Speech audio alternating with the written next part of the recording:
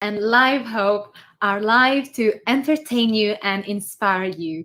Today, we have a special guest from California. I'm happy to introduce you, Amber Bassett. Hi, Amber.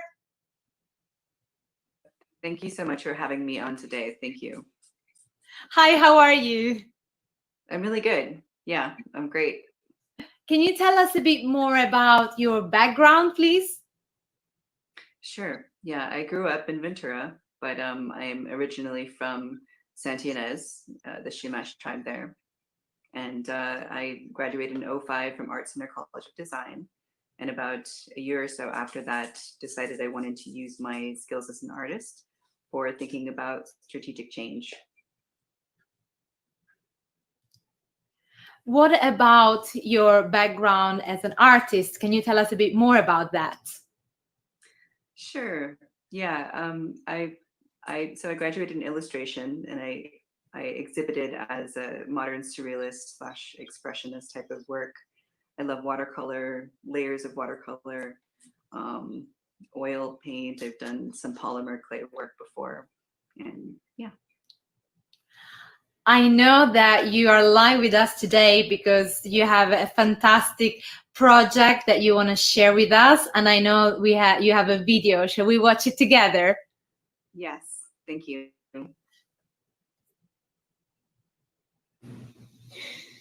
Hi, my name is Amber Bassett, and I'm here to share my project, The Regenerative Footprint, creating a collaborative economic framework for stewardship and social justice.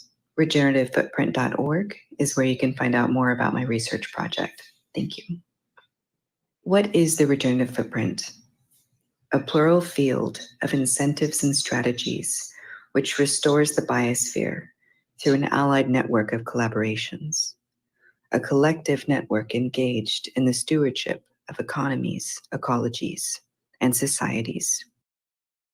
We are at an evolutionary point on our planet in which we can utilize present resources, ideas, structures, data, and human agency to orchestrate unprecedented synergies that are built upon the weaving of compassion and interdependence. And what would we build? Nothing less than a more beautiful, just, and thriving Earth. A planetary culture of peace, abundance, and diverse forms of unity. So this is really about a vision of communities that are whole and can function as sovereign bioregional management of their resources, maintaining the watershed and the whole vitality of the soil and everything unto itself, but also functioning from a point of overflow. This is the problem. Open free markets function in such a way that ecosystems, local economies, and other species of animals and plants, their life isn't valued or protected, and thus markets plunder future resources and make short-term gains, while contributing to or causing obscene social duress, human rights abuses, and ecocide. This is because any given corporate executive officer of a single bottom-line company would literally go to prison for refusing to uphold something called fiduciary responsibilities, which commands them by a lawful structure to participate in causation or apathy towards these violations to humanity and to our planet. So it's literally written into the code of our economic system that we create a way of being that is in dissonance with nature. So this is the solution that I'm looking at. Providing agreement fields, policies, technology, and agile practices for collaborators to engage in beneficial industry disruption at the community scale. Visual data and an economic commons would be used to broadcast restoration and regenerative culture, thereby incentivizing a transition from extractive wealth practices to life-affirming living relationships. Collaboration for emergent possibilities. Through strategies focused on the restoration and care of communities, we can enter into a gradual dismantling of consumerism through reciprocity with people and nature, thus shedding the role of consumer and becoming a collaborator at a local scale with frameworks of global peace.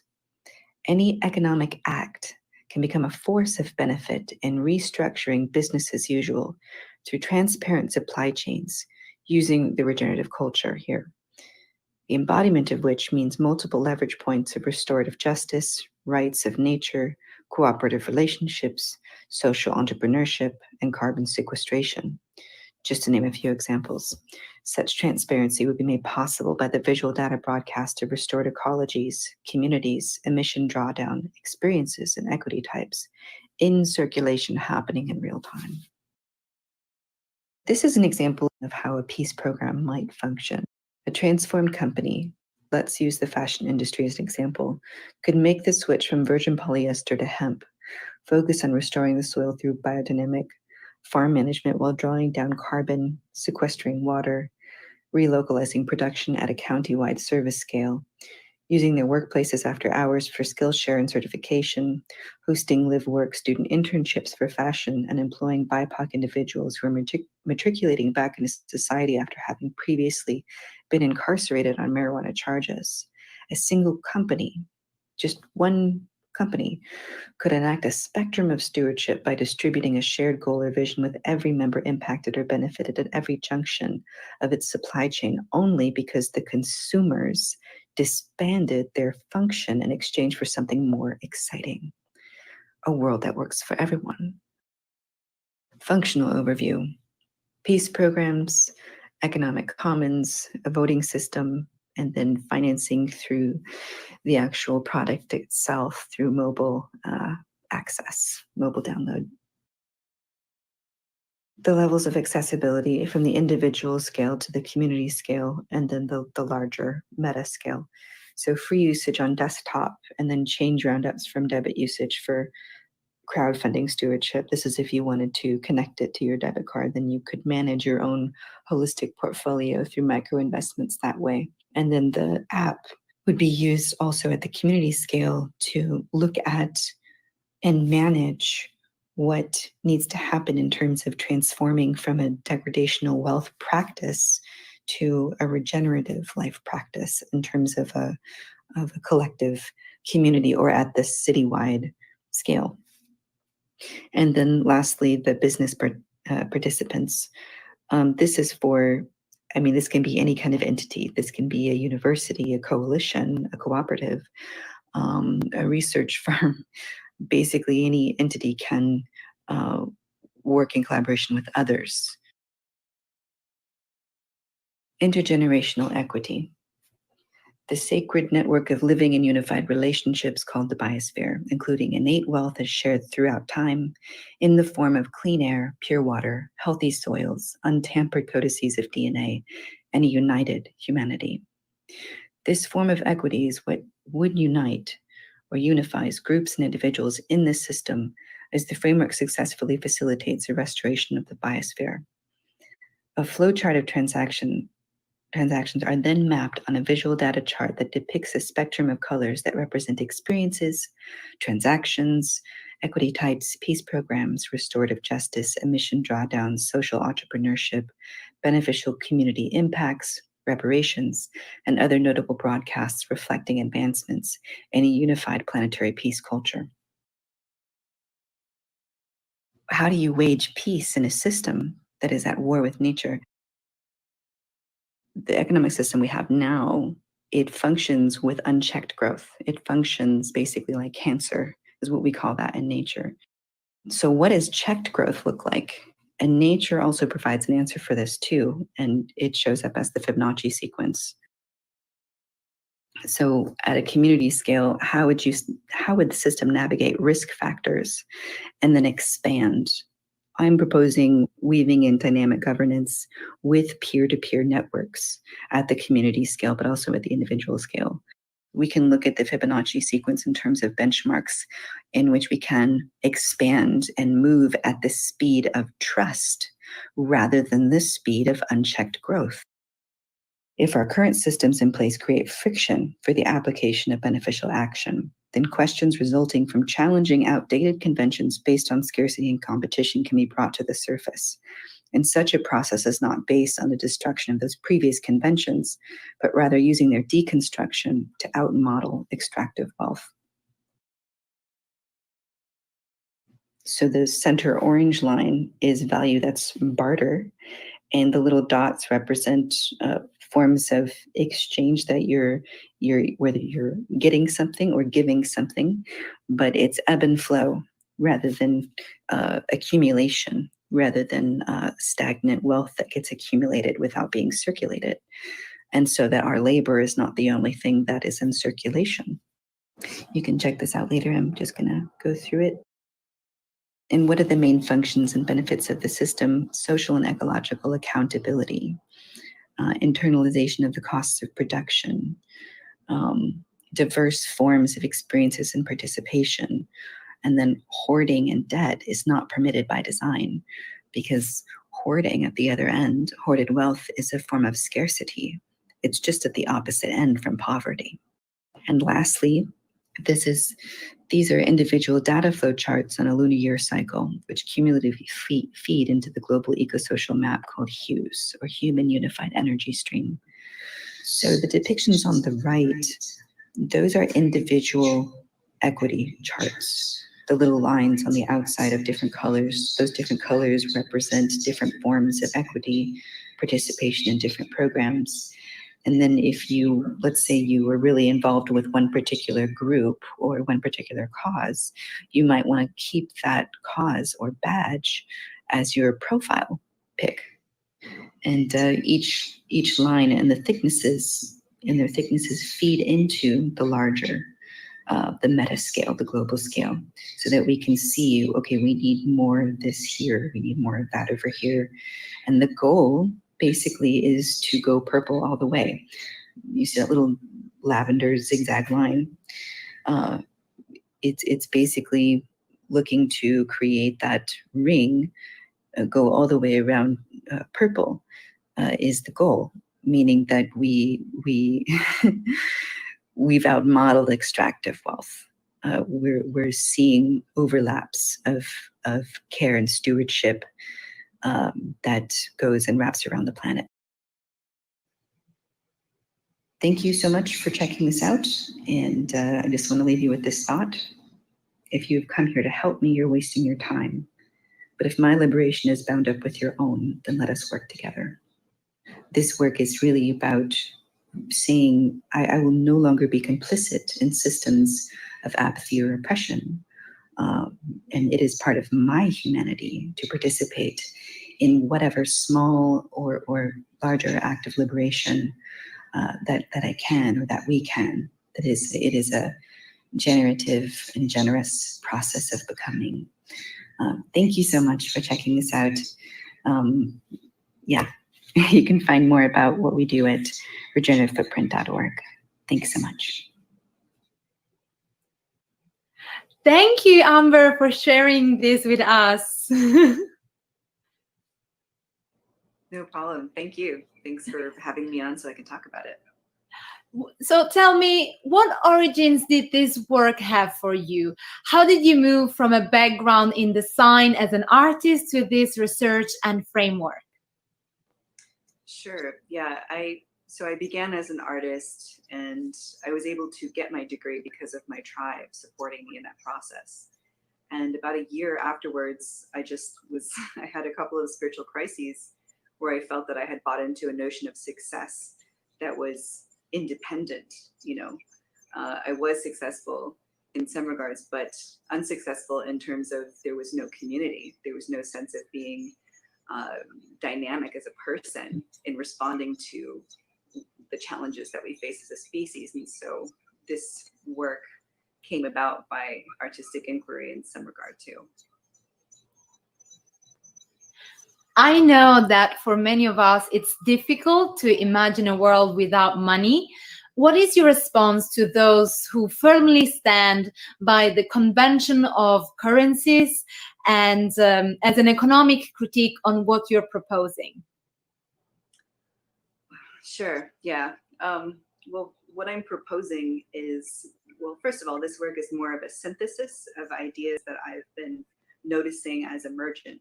And I'm simply proposing, how do we have a collaborative framework that can be a shared vision between indigenous, rural, and urban peoples?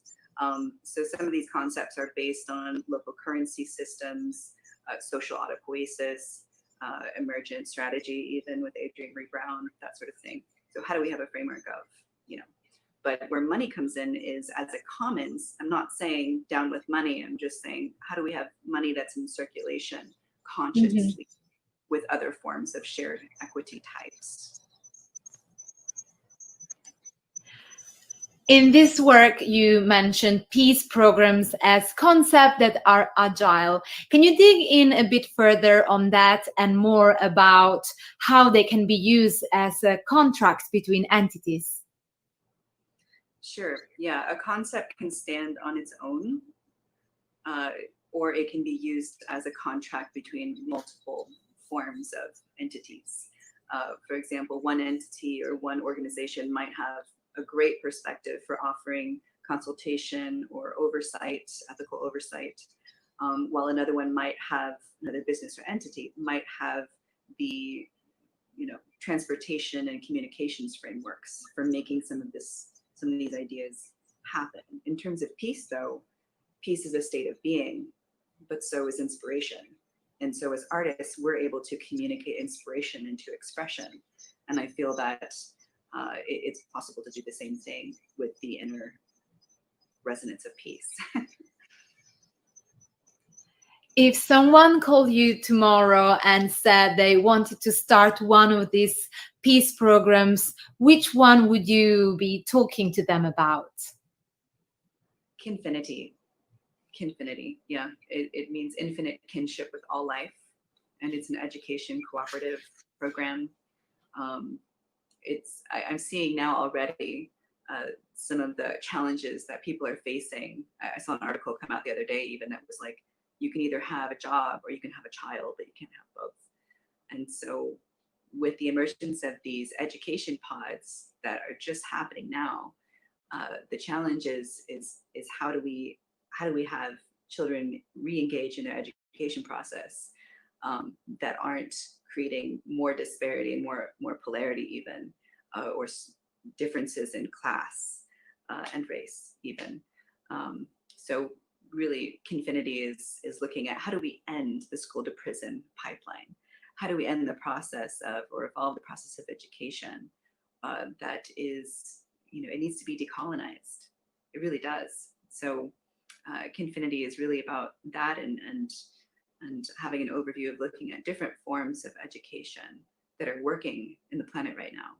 And how can kids be brought into the process of co-creating their own education versus tabula rasa, which is to say that you don't know anything. It means blank slate, and this is incorrect. Children are innately curious and imaginative, and so it's our job to protect that imagination. How long ago you started this project? Well, initially in 2004, I had this thought that never unhinged itself, which was, what would peace actually look like? Because we've never really seen it.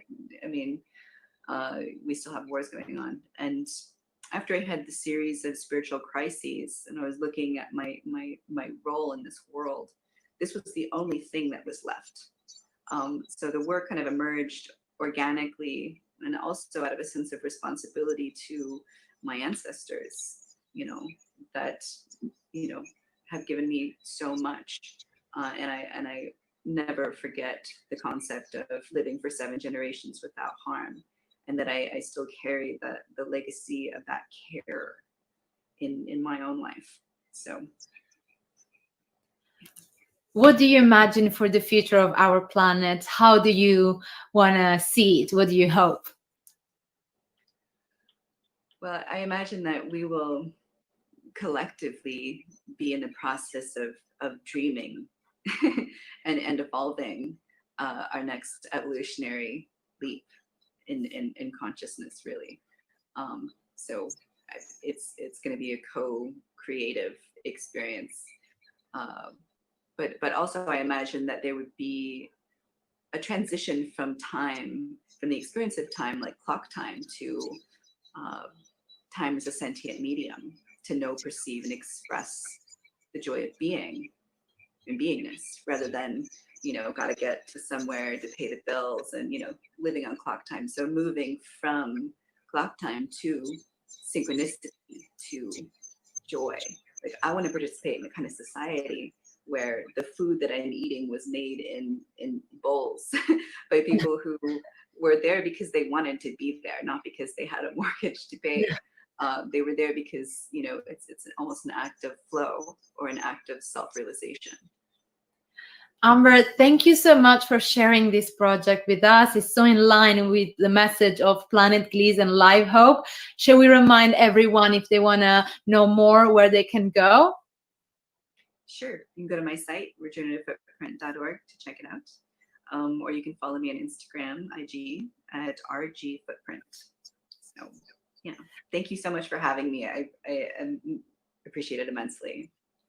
Thank you so much, Amber, and we will love to hear more about your project and how everything is proceeding. Thank you so much for being with us, and thank you so much for your time. Thank you. Take care. Bye. Bye. Thank you so much for watching. I hope you enjoyed. Planet Gliss and Live Hope will be back live to inspire you and entertain